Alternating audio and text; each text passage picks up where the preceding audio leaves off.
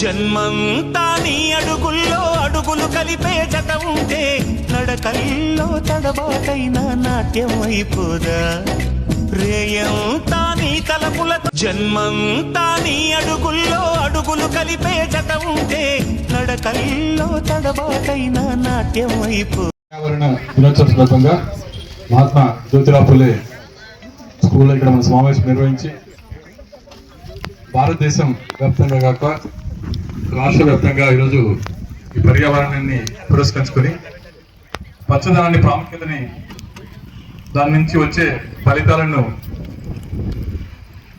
గ్రామాల వారీగా వివరించి పచ్చదనం పెంపొందిస్తే పర్యావరణం ఏ విధంగా మనిషికి మనుగడను జీవన స్థితిగతులను మారుస్తుందో దాన్ని వివరించడానికి ఈరోజు మహాత్మా జ్యోతిరావు స్కూల్కి అధ్యక్షత వహించిన సార్ గారికి అధ్యాపకులు గారికి అలాగే రామాంజనేయ గారికి దేవేంద్రప్పన్న గారికి రామకృష్ణ గారికి టీడీపీ సీనియర్ నాయకులకు పత్రికా విలేకరులకు ఎంపీడీ అధికారులకు బీజేపీ నాయకులకు అలాగే ఇక్కడ మహాత్మా ఫులే స్టాఫ్కు అధ్యాపకులకు అందరూ కూడా పేరు పేరున హృదయపూర్వక ధన్యవాదాలు తెలుసుకుంటూ ముందుగా సావిత్రమ్మ గారు హై లెవెల్ కమిటీలో ఒక మెంబర్ అయినందుకు నిజంగా కంగ్రాచులేషన్. ఎందుకంటే ఈ రాయలసీమ అత్యంత వెనుకబడిన ప్రాంతం, మరి ఈ ప్రాంతంలో మరిన్ని స్కూల్ని తీసుకొచ్చే విధంగా అలాగే స్కూల్స్లో డ్రాప్ అవుట్ తొలగించే విధంగా ఉన్న స్కూల్ను మెరుగుపరిచేందుకు ఏ విధమైన అవకాశాలు ఉంటాయో దాన్ని అప్గ్రేడ్ చేయడానికి మీ సహకారం, అలాగే చంద్రబాబు నాయుడుతో కేంద్ర ప్రభుత్వం మాట్లాడడానికి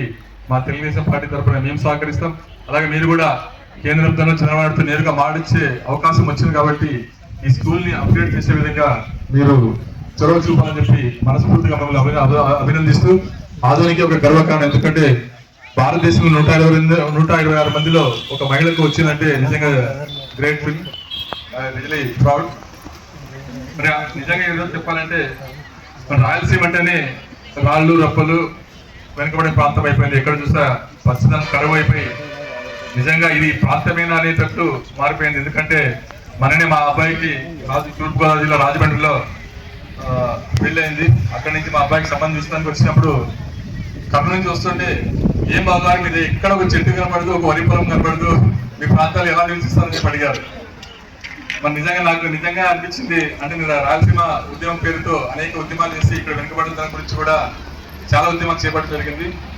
మనం చుట్టూ జీవనదులను కూడా ఉపయోగించుకునే స్థితిలో మనం ఉన్నాం. ఎందుకంటే పక్కనే తుంగభద్ర నది ఉంది, కృష్ణా నది ఉంది, వేదవతి నది ఉంది. కూడా మన ప్రాంతాలను కూడా ఎక్కడ కూడా ఇట్లా సమ్మర్ వస్తే మన విషయం 48 డిగ్రీల ఎండలో ఎక్కడన్నా పశువులు నీడ ఉండాలన్నా కూడా వాటికి నీడ ఇవ్వలేని పరిస్థితి వచ్చింది.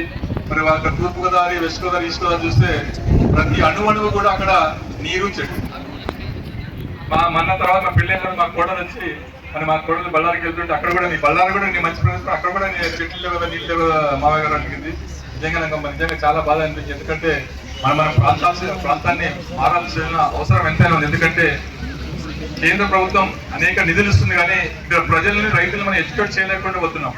ఈరోజు వరకు కూడా చెట్లు అధిక ఆదాయాన్ని ఇచ్చే చెట్లు కూడా ఈరోజు కేంద్ర ప్రభుత్వం సబ్సిడీతో పూర్తిగా ఇస్తుంది. ఎందుకంటే నేరేడైతేనేమి, పనస అయితేనేమి, జామ అయితేనేమి ఇవన్నీ కూడా ఉచితంగా ఇస్తున్నారు. రైతుకి గట్ల ముందు వేసుకుంటేనే అదనపు ఆదాయంతో పాటు పర్యావరణాన్ని ఈరోజు చూసాం. 48 డిగ్రీల సంవత్సరం 10 సంవత్సరాల కింద ఎండ ఉండింది. ఈసారి 48 డిగ్రీల ఎండలో చాలా మంది కూడా మాడి మసైపోయారు. మరి చెట్లు పెంచితే అధిక ఆదాయంతో పాటు పచ్చదనం వచ్చి 3-4 డిగ్రీల ఉష్ణోగ్రత కూడా తగ్గే అవకాశాలు ఉంటాయి. కాబట్టి ఇవన్నీ కూడా మనం మేడం చెప్పినట్టు గ్రామ స్థాయి వరకు తీసుకెళ్ళినప్పుడు ఈ రాయలసీమలో ఒకప్పుడు రాళ్ళు రత్నాలకి అనుకుంటారు. కాబట్టి ఇప్పుడు రాళ్ళు రత్నాలు పండించిన ఈ రాయలసీమలో నిజంగా మార్చాల్సిన అవసరం అటు అధ్యాపకుల మీద, మా మంది లీడర్ల మీద కూడా ఉంది. కాబట్టి మేము మా వంతు కృషి చేయాలి. ఎందుకంటే ఈ ప్రోగ్రామ్ ఇంపార్టెంట్ గురించి ఈరోజు మేమంతా కూడా రైతుని ఎడ్యుకేట్ చేయడానికి అన్ని గ్రామాల్లో ఈ ప్రభుత్వం ద్వారా ఈరోజు చెట్లు నాటండి, ఖచ్చితంగా అవి మిమ్మల్ని కాపాడుతారని చెప్పి ఈరోజు ఈ కార్యక్రమాన్ని ఘనంగా నిర్వహించిన మా రాష్ట్ర ముఖ్యమంత్రి చంద్రబాబు నాయుడు గారు అయితేనేమి, అలాగే లోకేష్ అన్న గారు అయితేనేమి, పర్యావరణానికి మీరు ఏ విధంగా సహకరిస్తారో దాన్ని మీరు ఖచ్చితంగా వినియోగించుకోండి. ప్రతి గ్రామంలో మీరు వెళ్ళండి, రైతులు ఎడ్యుకేట్ చేయండి, గట్టు మీద ఖచ్చితంగా చెట్లు నాటించని చెప్పి కూడా మమ్మల్ని ఆదేశించడం జరిగింది. అందుకే ప్రతి గ్రామంలో కూడా ఈరోజు ఈ ప్రోగ్రామ్ ని నిర్వహించి రాబోయే 10 సంవత్సరాల్లో పచ్చదనంతో ఈ రాయలసీమ పూర్తిగా నిండిపోవాలని చెప్పి మనస్ఫూర్తిగా కోరుకుంటూ, మరి అలాగే ఈరోజు ఈ స్కూల్లో ఈ సమావేశం నిర్వహించి దీన్ని మరింత ముందుకు తీసుకెళ్ళడానికి మీరు సహకరించవలసిందిగా ఈ మహాత్మా జ్యోతిరావు పూలే వారి అధ్యాపకుల్ని మేడం అందరినీ కూడా మనస్ఫూర్తిగా అభినందిస్తూ ఈ కార్యక్రమాన్ని ఇంత ఘనంగా నిర్వహించిన డిప్యూటీ ఆఫీస్ అయితేనేమి, అలాగే పర్యావరణ సిబ్బంది అయితేనేమి, ఉపాధి గ్రామ సిబ్బంది అయితేనేమి కూడా అందరూ కూడా అభినందిస్తూ ఈరోజు ఈ సమయం నాకు కేటాయించినందుకు పూర్తిగా ధన్యవాదాలు తెలుసుకుంటూ సెలవు తీసుకుంటున్నాను.